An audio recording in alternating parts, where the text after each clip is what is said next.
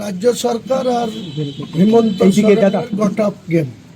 শোনেন, একটা মানুষ 10 দিন আগে তার বাড়ি থেকে তার বাচ্চা মেয়েকে রেখে সেখানে সে হকারি করতে গেছে, তাকে মেরে টাঙিয়ে দিয়ে তার পুলিশ এরকম আমাদের বাংলার পুলিশও এসব করে, মেডিকেলের সার্জন যারা ওই মানে করে পোস্টমর্টম করে তারাও এইসব নাটক আমাদের জানা আছে।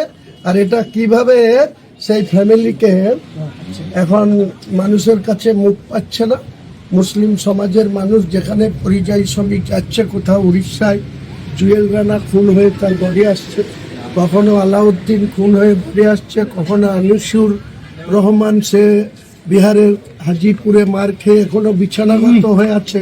আর এসব নাটক করবে, সব জবাব আগামী 26। এই নিয়ে তো একটা ব্যাপক তুলতালাম হলো এলাকা, সেখানে আমি হলো আমিও গিয়েছিলাম। দেখুন, উত্তেজিত জনতা যে সমস্ত ঘটনা ঘটিয়েছে, যেদিন শুক্রবার ছিল সেদিনকে আমি অলরেডি 16 তারিখ ছিল, আমি ব্রিগেডের ময়দানে 1 ফেব্রুয়ারি মিটিং করবো বলে 6 তারিখ আমি ব্রিগেডের যিনারা আধিকারিক মিস্টার কর্নেল ত্যাগী ওনার কাছে ডকুমেন্ট সহ জমা দিয়েছিলাম ব্রিগেডের এমএসসিতে।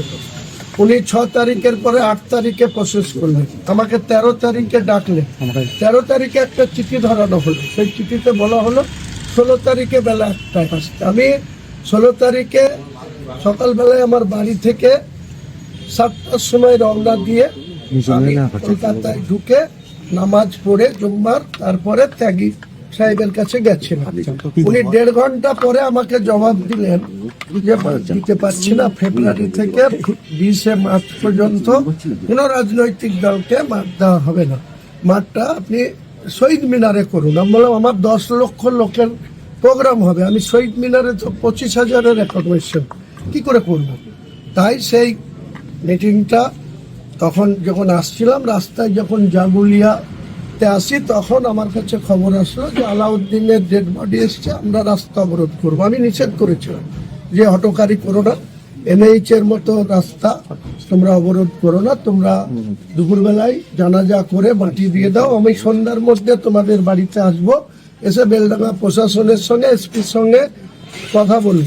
কিন্তু ওনারা হঠাৎ করে অবরোধ করেছিল, 7 ঘন্টা অবরোধ ছিল, সেখানে কোনো অপ্রীতিকর ঘটনা ঘটেনি, শুধু সাধারণ মানুষের যাতায়াতের অসুবিধা হয়েছে। জানেন একটা NH হাই রোড, সেই রোড যদি 7 ঘন্টা অবরোধ থাকে, রেল অবরোধ থাকে, সেটা অনেক মানুষের ক্ষতি হয়, আমরা এগুলো করি না। পরের দিন হঠাৎ করে আবার ওই আনিসুর রহমান হাজিপুরে মার খেয়ে সে বেলডাঙ্গা হসপিটালে ভর্তি, ওকে রেফার করেছে বহরমপুর মেডিকেল কলেজে। কে বা কাহারা গুজব ছড়িয়ে দিল যে আনিসুর রহমানও মারা গেছে। আমি তখন বেলডাঙ্গায় আমার পার্টি অফিসে প্রেজেন্ট, বেলা 11টা বাজে আমি প্রেজেন্ট ছিলাম। ডোমকলে সেদিন আমার সভা ছিল বেলা 2টায়। আর আমাদের তৃণমূলের যুবরাজের জেনারেল সেক্রেটারি MP ইনার সভা ছিল বহরমপুরে।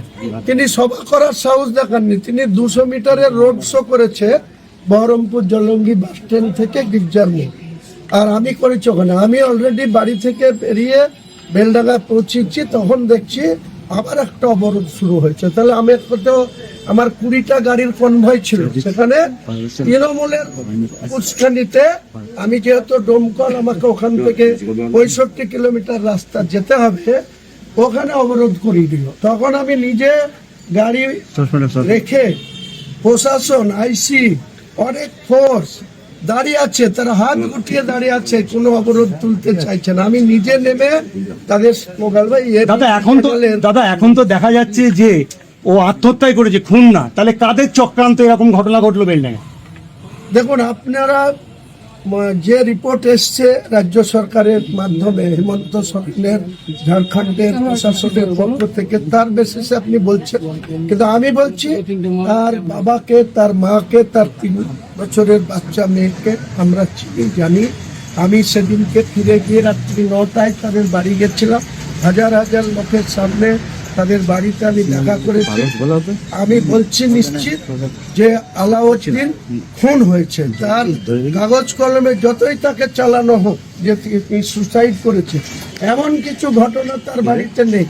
তার দুই ভাই, এক ভাই দুবাইয়ে থাকে, বড় ভাই, আর ও এখানে থাকে। ওর বাবা মা, ওর 3 বছরের বাচ্চা মেয়ে, ওর স্ত্রী, তার সংসার নিয়ে সে ওখানে হকারি করতে গেছিল, তাকে মেরে টাঙিয়ে দিয়ে আজকে এসব করা হয়েছে। রিপোর্ট চাওয়ানো হয়েছে। যখন দেখছে বেলডাঙ্গা উত্থাল 7 ঘন্টা অবরোধ, তখন কেন 4 দিন 5 দিন 7 দিন পরে পোস্টমর্টম রিপোর্ট দেখাচ্ছে? তাহলে সেই দিন কেন দেখালো না? সেই দিন কেন রাজ্য সরকার, যখন অভিষেক বন্দ্যোপাধ্যায়ের হেলিকপ্টার প্রয়োজন হয়, তখন হিমন্ত সোরেনের হেলিকপ্টার নিয়ে তিনি বাংলার সভা করে বেড়ায়, আর যখন বেলডাঙ্গা 7 ঘন্টা অবরোধ হচ্ছে, তাহলে বাংলার মুখ্যমন্ত্রী বা পুলিশের ডিজিপি কেন ঝাড়খণ্ডের ডিজিপির সঙ্গে কথা বলে সেই দিন সামনে আনলো না, যেটা সুসাইড কেস, এটা কোনো রকম মার্ডার না? তাহলে তো এত কিছু ঘটতো না। এসব আমরা বুঝি। তাহলে কেন করলো এই সরকার? এখন মুসলমানদেরকে বুঝাতে হবে তো, মুসলমানরা বিগড়ে গেছে। মুসলমানরা টিএমসি কে ভোট দিবে না বলছে, আমাদের নতুন পার্টির দিকে দলে দলে যোগদান করছে। যেখানে যাচ্ছে হাজার হাজার মানুষ মিটিং এ অ্যাটেন্ড করছে। এরা আতঙ্কে এখন ওখানে হেমন্ত সোরেন তো মমতা ব্যানার্জির ছোট ভাই, কাজে ছোট ভাইকে তার প্রশাসনকে যা বলবে সেরকম রিপোর্ট তৈরি করে এখন মুসলিমদের কাছে মাসিয়া সাজতে হবে। এতদিন 11-14 বছর মিথ্যাচার করে এসছে, একই লাইনে খেলছে, খেলতে দিন না। দাদা, আপনার দলের কর্মীরা বলছে আপনি এবার মুখ্যমন্ত্রীর বিরুদ্ধেই ভোটে দাঁড়াবেন, আপনি কি বলছেন? আরো ভালো ভালো খবর দেখতে সাবস্ক্রাইব করুন বাংলা হান্টের ইউটিউব চ্যানেল। বাংলা হান্টের আরো খবর দেখতে নজর রাখুন। বাংলা খবর মানেই বাংলা হান্ট।